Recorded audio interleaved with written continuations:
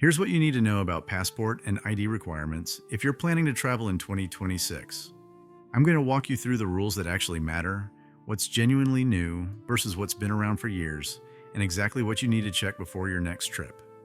I went through the regulations from TSA, the State Department, and European border agencies, and I need to be straight with you. Most of the panic you're seeing online about new rules for 2026 is misleading. Most of these requirements have existed for years, but there are a few things that have changed or may be changing soon, and those are worth understanding. Let's separate fact from fear. The 6-month passport validity rule. Let's start with the 6-month passport rule, because this one costs travelers thousands of dollars in denied boardings every year. Say you book a trip to Thailand, your passport expires in March, and your flight leaves in January. You look at it and figure you've got over 2 months of validity, so you're fine. At check-in, the airline stops you cold. Thailand requires your passport to be valid for at least 6 months from your entry date, which means the airline won't let you board. This isn't a new rule for 2026, not even close. Countries in Asia, parts of Africa, some Caribbean islands, and the Middle East have enforced this requirement for decades. Thailand and China have had this policy in place for years, and most travelers don't know about it until they're standing at the counter watching their trip evaporate. Open your passport right now and look at the expiration date. Add 6 months to both your entry date and your return date for any international trip you're planning. And if your passport expires anywhere in that window, you need to renew it before you go. In the United States, you can renew your passport online at travel.state.gov if you're eligible. Processing typically takes 6 to 8 weeks for routine service, though it can stretch longer. During peak travel seasons, an expedited service is available for an additional fee if you're in a hurry. The rule of thumb: your passport should be valid for 6 months after you return home, not just while you're traveling. When you're booking any international trip, ask this question: does this destination require 6 months of passport validity? It takes 10 seconds to ask, and it can save you from losing the cost of non-refundable tickets. Passport damage and RFID chips. Now let's talk about passport damage, because this one catches people by surprise even when their passport looks perfect. Modern biometric passports contain an RFID chip embedded in the cover with an antenna running through the pages, and this chip stores your photo and biometric data. When you go through automated border control gates, the system reads this chip to verify your identity. Physical damage can make that chip unreadable even when the passport looks fine on the outside. Folding your passport, carrying it in your back pocket, water damage, or just general wear over the years can crack the antenna or damage the chip without leaving visible marks. When you arrive at the airport and the chip won't scan, the system treats your passport as damaged. You'll need manual processing, which means delays and sometimes longer lines, and in some cases, immigration officers can refuse to accept a damaged passport entirely, even if it hasn't expired yet. This isn't a new policy for 2026, not by a long shot. Immigration authorities have always been able to reject damaged passports, but what's changed over the years is that more countries rely on automated e-gates that depend on that chip working perfectly. Never fold or roll your passport, and don't carry it in your back pocket where it can bend every time you sit down.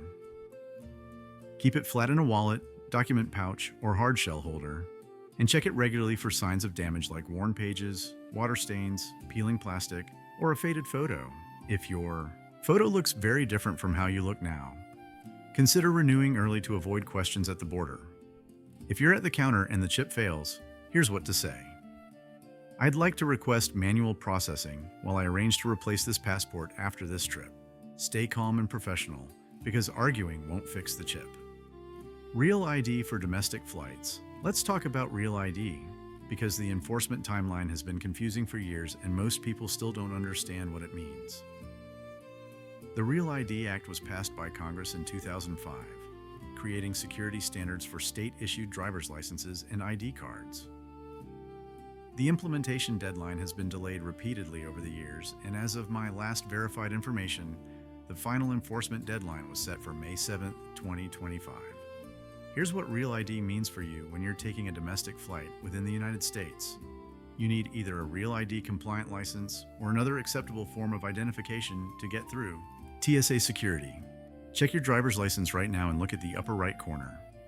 If there's a gold or black star, that license is Real ID compliant, But if there's no star, that license may not be accepted for domestic flights, depending on whether the May 2025 deadline was enforced or delayed again.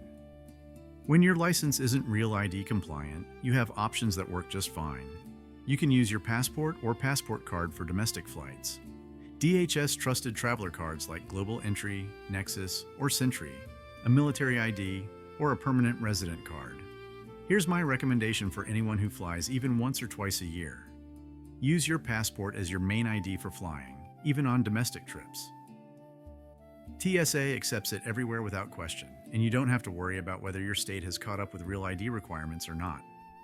This isn't about age or being a senior, because this affects travelers of all ages equally. But if you don't fly often and don't follow TSA updates closely, it's easy to miss these changes until you're standing at security, wondering why your license isn't good enough anymore. European Entry/Exit System. Now let's talk about Europe. Because the European Union has been working on a new border control system called the Entry/Exit System, or EES, and the timeline has been murky at best. EES is designed to capture a face photo and 4 fingerprints, specifically your index fingers and thumbs from both hands, instead of stamping your passport. The system records your entry and exit dates, the border crossing location, and stores this data for 3 years. The EES system was announced years ago with multiple delayed launch dates, and as of January 2025, it was expected to launch sometime in 2025, but the exact operational date has been uncertain and subject to more delays. When EES becomes operational, the first time you enter the Schengen area after the system launches, you'll need to go through this registration process. That process will take longer than a simple passport stamp, especially if you have any difficulty with the fingerprint scanner due to arthritis, hand tremors, or other conditions that make it hard to keep your hands flat and steady. If you have medical issues that make fingerprint scanning difficult, tell the border officer right away before you even try the scanner. They have procedures for medical accommodations built into the system, but they only use them if you speak up and explain the situation. Once you're registered in the system the first time, future entries should be faster because your information is already in the database and won't need to be captured again. My advice, if you're planning European travel, build in extra time at the airport for border processing, maybe 30 minutes more than you used to budget. If you're connecting through a European airport, allow at least 90 minutes between flights instead of cutting it tight with a 45 or 60-minute layover that leaves no room for delays. European Travel Information and Authorization System. Related to that is ETIAS, which stands for the European Travel Information and Authorization System, and this one works differently than the biometric system we just talked about. ETIAS is Europe's version of the United States ESTA program, meaning it's a pre-travel authorization that visa-exempt travelers need to obtain before flying to the European Union or Schengen area. You apply online, pay a fee of approximately €7 based on the last information available, and if approved, the authorization is valid for 3 years or until your passport expires, whichever comes first. ETIAS was announced for implementation in the 2024 to 2025 timeframe. But like EES, it has experienced multiple delays and missed deadlines. As of January 2026, I cannot verify whether ETIAS is actually operational and required for boarding flights to Europe. When ETIAS does become required, apply at least 1 week before your flight, earlier if you want to avoid any last-minute stress or technical issues with the application system. Use the official EU website for the application, not third-party sites that charge extra fees, and most approvals happen quickly, but some can take up to 4 days. ETIAS is tied to your passport number, which means if you get a new passport, you need a new ETIAS authorization, even if your old one hasn't expired yet. Once approved, print the confirmation so it's easy to read, save a copy on your phone, and email it to yourself in case your phone goes missing or dies. Think of ETIAS like TSA PreCheck for Europe. You apply once, use it for multiple trips over 3 years, but it's connected to your specific passport number and expires when that passport expires. Digital IDs. Let's talk about digital IDs, because this is a newer development that can either help you or create problems depending on where you are.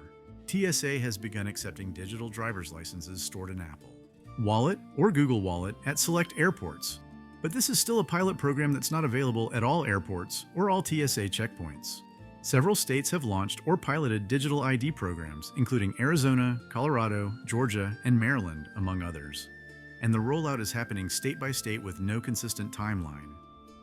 Even when your state offers a digital ID and advertises it as TSA approved, That doesn't mean every TSA checkpoint can accept it or has the equipment to scan it. Show up with only your digital ID, and if the scanner at that particular checkpoint can't read it, you're stuck without a backup. Always carry your physical ID, either your driver's license or your passport, even if you have a digital version loaded on your phone. Treat the digital ID as a backup option, not a replacement for the real thing. When you do use a digital ID, make sure your phone is charged and your screen brightness is high enough for the scanner to read it before you reach the TSA checkpoint. One dead battery, one scanner glitch, or one checkpoint that doesn't have the right equipment is all it takes if you don't have the physical card with you, and that's how a convenient shortcut turns into a missed flight. Liquid medications through security. Now let's talk about liquid medications, because this is one area where TSA's rules are often misunderstood and cost people their medication. TSA's standard rule is that liquids in carry-on bags must be 3.4 ounces or 100 milliliters or less. But there's an exemption for medically necessary liquids that most travelers don't know how to use properly. Prescription liquids, non-prescription medications in liquid form, or liquid supplements that are medically necessary and over 3.4 ounces are allowed through security under this exemption. The exemption only works smoothly when you declare these items at the checkpoint and allow them to be screened, because if you leave liquid medications buried in your bag and the X-ray scanner flags them, an officer will pull them out and see a mystery bottle with no declaration and no documentation. The easiest decision for that officer is to confiscate the item and move on to the next passenger. Before you reach security, separate all liquid medications that are over 3.4 ounces and put them in a small, clear bag or pouch you can pull out quickly. As you approach the X-ray belt, tell the TSA officer clearly, "I have medically necessary liquids to declare," and they'll usually place the bag in a bin, possibly run a quick test on the liquid to verify it's safe, and you'll be done in about 30 seconds. Bring documentation when you can get it. A prescription label with your name, a doctor's note, or the original bottle showing your name and dosing instructions. This documentation isn't always required by the rules, but when you encounter a strict officer who wants to push back, that label protects you and ends the conversation. Here's a pro tip that experienced travelers use. Print out the TSA page about medical liquids from tsa.gov, fold it, and keep it in your medication bag. When an officer questions your items, you can point to the official rule in writing, and that usually ends the conversation quickly without argument. This rule isn't new for 2026 or even recent. These TSA regulations have been in place for years, and the problem isn't that the rules changed, but that most people don't know about the medical exemption. Blank passport pages. Finally, let's talk about blank passport pages, because this requirement catches people completely off guard and costs them entire trips. Many countries require a specific number of completely blank pages in your passport for entry stamps and visas, and the common requirement is 2 blank pages, often facing pages side by side. Some countries require 4 or more blank pages depending on the type of visa they're issuing. You can have years left before your passport expires, but if you don't have enough blank pages, the airline can refuse to board you at the gate. Your passport looks perfect, it's not damaged, it's nowhere near expiring, but you don't have enough empty space inside, and that's enough to lose thousands of dollars in non-refundable tickets right there at the counter. This hits people who keep the same passport for many years especially hard, because you collect stamps and visas over time without really counting how many pages you've used. Worn pages, half-used pages, or pages with just one small stamp often don't count as blank for immigration purposes, which means you might think you have more space than you actually do. The US State Department used to add extra pages to existing passports through a service they called page insertion, but they discontinued that in 2016. Now, when your passport is full, you must renew the entire thing rather than just adding a few more pages. Open your passport right now and count how many pages are totally blank with no stamps, no writing, nothing on them. Check if you have at least 2 blank pages in a row, side by side, and if you're under 4 blank pages total, start planning a renewal, especially if you've got a longer trip coming up with multiple stops that will each require a stamp. Don't forget to check passports for any family members traveling with you, especially children, because child passports only last 5 years and can fill up quickly when kids are traveling internationally with their families. When you get a new passport, take a photo of the first page and the last page so you have a reference. After each big trip, flip through and see how many pages you've used, and when the book is about halfway full, start working on renewal so you're not rushing at the last minute. When you're not comfortable with online forms, ask someone you trust to help you through the process. When you're booking international trips, ask this question every time.